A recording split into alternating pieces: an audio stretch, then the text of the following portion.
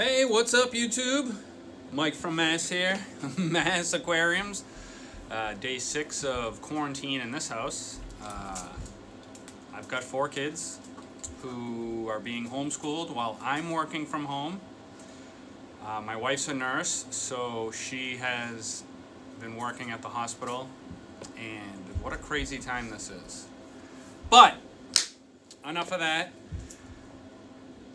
Oh, where's my train of thought? This quarantine has got me cray-cray. What's up, Huckleberry? How you doing, good boy? Who you good boy? Sit. Let's do this video. So, this video is about the new pump I got. I have gone through 4 or 5 of these Jebaos, however you want to pronounce it, PP8s, RW8s, RW4s. I've gone through quite a bit of these. So let's start off by me saying the pump is extremely quiet and it is extremely durable for about exactly 1 year. This tank is over 5 years old now, and I've gone through about 4 or 5 of these.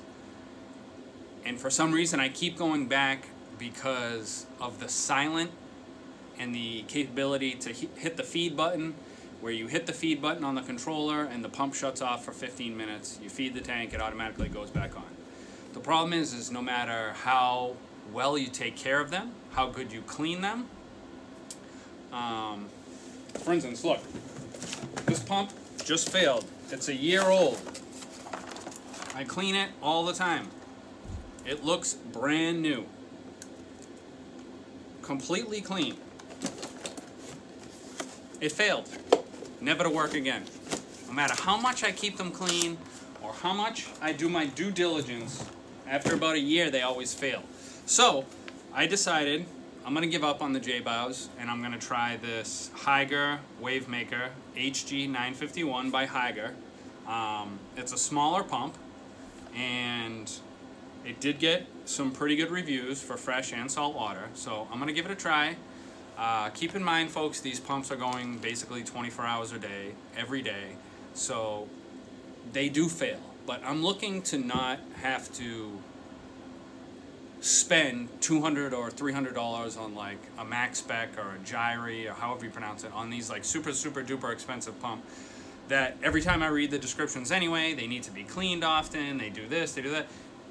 Every single review I've read, there's always negatives and positives, true. But I've narrowed it down, and I'm going to try this Hygger Wavemaker HG-951. So I'm going to put it in the 40, get some flow back in this tank. It's been a week without flow since Amazon no longer really does acknowledge as Prime. So I had to wait a week for it to come in as opposed to having it come the next day. But I'm giving up on the Jebaos after 5 years, and I'm going to try out this one and we'll see what happens. So let's unbox this thing and throw it in the tank.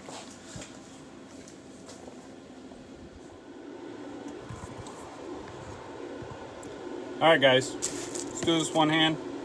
Right off the bat, from the top, you can see it comes with a giant remote. Looks to be a nice digital remote. So, you know, we'll read the directions. Most of these comes with a remote like that. You got your plug into the pump itself, and then you got your plug to your power supply. Directions. Eco Slim Wavemaker instructions. Will I actually read these instructions? Probably not, until I can't figure it out. Here is your, 3M, all your brackets and stickies to stick this thing, you know, usually on the outside of your tank. I usually stick it right to the stand itself, or, you know, I can just throw a nail in there and hang it on from here. Got your power supply. You guys seen a million of those. So here is the Wavemaker itself. The magnet, which I'm assuming is right, yeah, the magnet is not very strong. I just pulled that off with one hand. The Jebao magnet is like super strong. It'll take your friggin' finger off.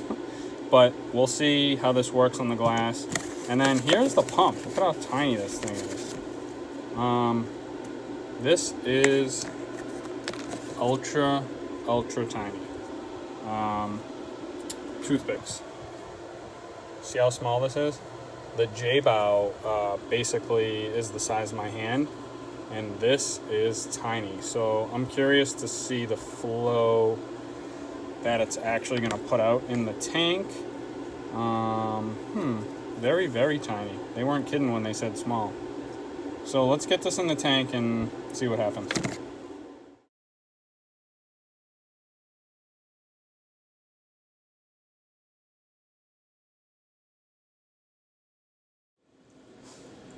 All right, guys. So initial setup, I would say super easy. It's a plug and play, basically. Only thing is the directions are very confusing on setting times and the different, you know, like the Jebao, it's right, everything is right on the controller. Every button does one thing. Set the wave schedule, set this, set that. These directions do seem a little bit more difficult. Took me a while to figure it out. I still don't think I have it dialed in. But the cool thing is it does different tidal modes with as far as the sunrise, sunset, you know, during the day, different tides. It's very, very quiet. You cannot barely even hear it. You can't hear it at all. You can barely hear it. Very small, can barely even see it. We'll see, we'll give it a few days, see how it goes. It's doesn't feel that heavy like the Jebao, so I don't know how durable it is, you know, especially like when the starfish get all in there, you know how they like to like colonize pumps and whatnot, if they're gonna just like shut this thing down or not. So far I like the pulse on it, very quiet. The controller set is nice, you know, it's a nice digital controller. Nice LED display. You can see the wave, you know, pulsing. I do have to mess with the settings. It's just, you know, I was messing with it for a while and it was just a little bit difficult to, you know, get on the fly and finish the video. But certainly blowing the Kenya trees over until they come back up. So it's definitely got a little bit of power. And you can see the wave pulsing on the top of the water, so I like that. The only thing I don't like is with a lot of pumps, you can angle them. This is just a straight pump, so you got to bring it like as close to the top of the surface as possible, whereas the other pump, I could put it down in the middle and kind of point it upwards. But all in all, so far so good. I'll give you some updates on this, and enjoy your quarantine. I'm out.